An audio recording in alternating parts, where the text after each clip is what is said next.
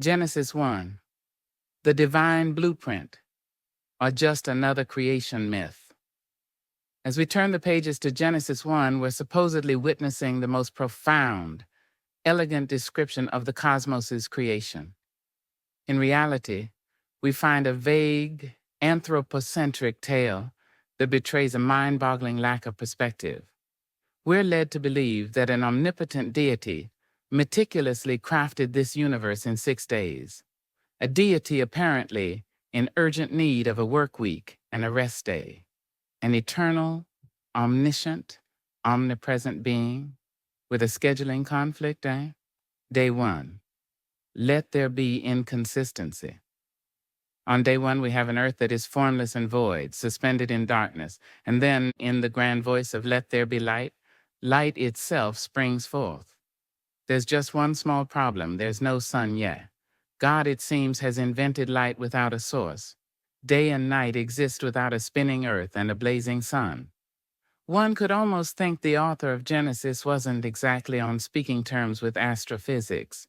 And as any modern schoolchild could tell you, a day has no meaning without a rotating planet in relation to a light source. So from the first few lines, we're already operating in a world that appears magically disconnected from reality. The days roll on, a manual for the universe.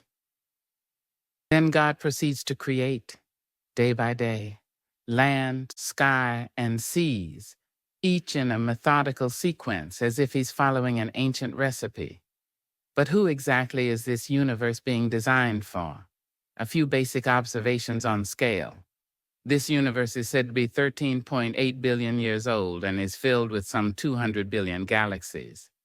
Yet Genesis 1 tells us that this colossal cosmic backdrop is all just window dressing for the real prize.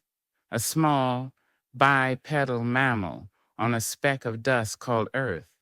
Apparently, an omnipotent creator with limitless resources decided to spend his energy fashioning an infinite cosmos to stage humanity's struggle with itself on a planet with about as much spatial significance as a speck on a beach. The grandest ambition, a world for man. Let's talk about anthropocentrism. Genesis 1 tells us that humans are not merely the last, most complex link in the evolutionary chain, but the absolute center of creation. Dominion is granted over the fish of the sea, the birds of the sky, and every living thing. How convenient that this divine mandate aligns so perfectly with humankind's natural inclination to view itself as master and everything else as subject. This is not a recipe for harmony or stewardship. It's a justification for exploitation, a divine license to subjugate. It's no surprise that we have spent centuries bulldozing nature under the convenient pretense of dominion. After all, if God gave us the earth, why not use it as we please? The creation of the sun and moon. On day 4, one cannot miss the delicious irony of Genesis 1's 4th day. Only now, after 3 days of morning and evening, does God deign to create the sun and the moon. So what exactly have we been measuring days by? Were we just pretending to keep time by some unknown light source? And what are we to make of the moon as a light?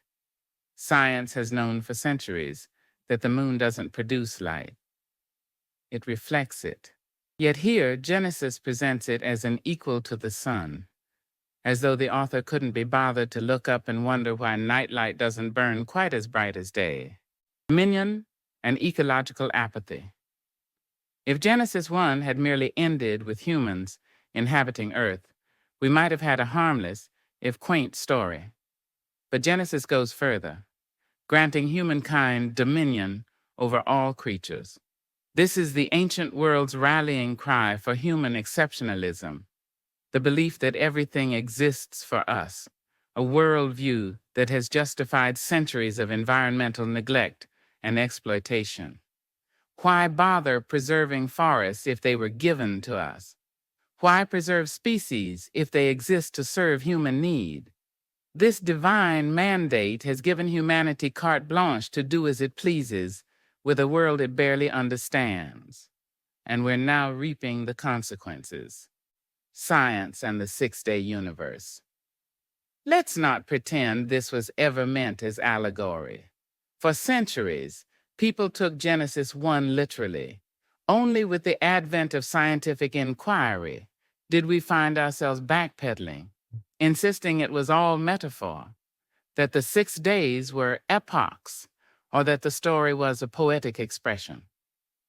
But even a cursory comparison to scientific fact tells us this creation. Myth has little resemblance to the actual universe, which unfolded over billions of years through processes of astounding complexity. Evolution alone turns Genesis 1 on its head. Life didn't emerge in neat stages according to a divine timetable. It erupted in wild profusion through gradual change, chaos, and adaptation, driven not by design, but by the relentless march of natural selection. Why all this trouble? One might ask why an omnipotent being would need to break down the creation into separate days.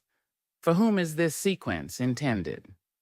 Why does God, of all beings, need a process? Genesis offers no insight. The story presents creation as an exercise in segmented labor, as if the Creator, powerful enough to speak a universe into existence, needed to pace himself. In fact, the notion that God rests on the seventh day adds insult to injury, implying that even the Almighty is subject to exhaustion. What kind of omnipotence requires a day off?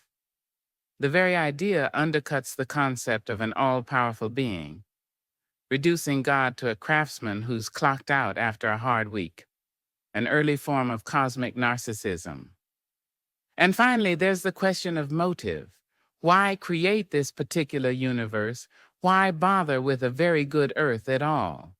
There's a kind of cosmic narcissism at play here, where the Creator designs a universe purely to reflect back at himself.